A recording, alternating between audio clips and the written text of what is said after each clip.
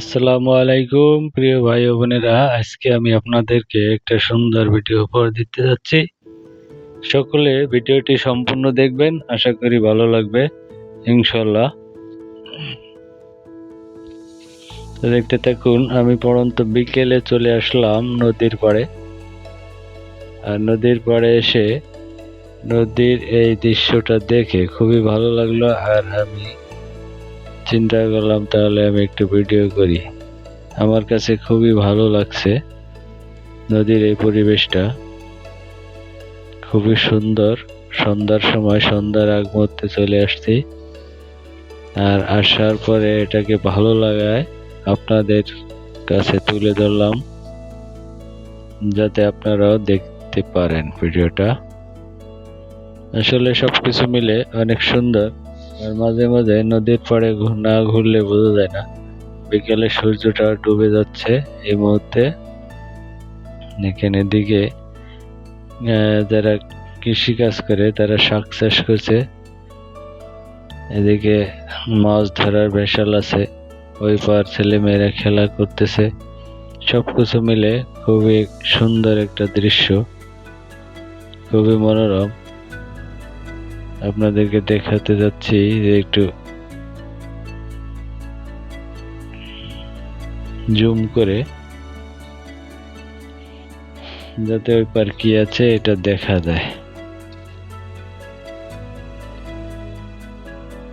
দেখেন খুবই সুন্দর, কিন্তু তো একটা চিল আকাশে উঠতেছে বিকেল বেলা, যেহেতু সন্ধ্যার আগ মুহূর্তে। খুবই সুন্দর লাগছিল। আপনাদের কার কাছে কেমন লাগছে ভিডিওটি একটু কমেন্ট করে জানাবেন। এটা হচ্ছে ভেসাল, আমাদের এদিকে ভেসাল বলে, আপনাদের কার কার কোন জেলায় কি বলে একটু কমেন্টে জানাবেন।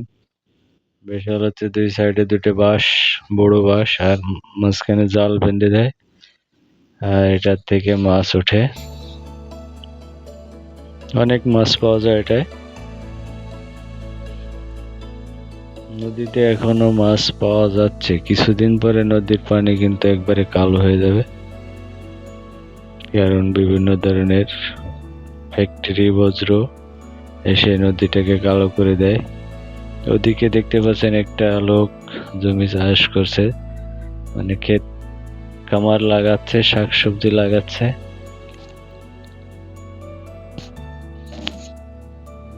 আসলে যাই হোক, নদীর পাড়ে আসলে মনটা ভালো হয়ে যায়। তাই সকলে মাঝে মাঝে নদীর পাড়ে ঘুরতে আসবেন। নদীর পাড়ের দৃশ্যটা আসলে খুবই সুন্দর লাগে। চারি সাইডটা অনেক সুন্দর পরিষ্কার, আর এদিকে শাকসবজি সব সবুজ সবুজ দেখা যাচ্ছে, সবুজের সমাহার। এদিকে সূর্য কিন্তু ডুবে গেছে। তো ধন্যবাদ সবাইকে যারা ভিডিও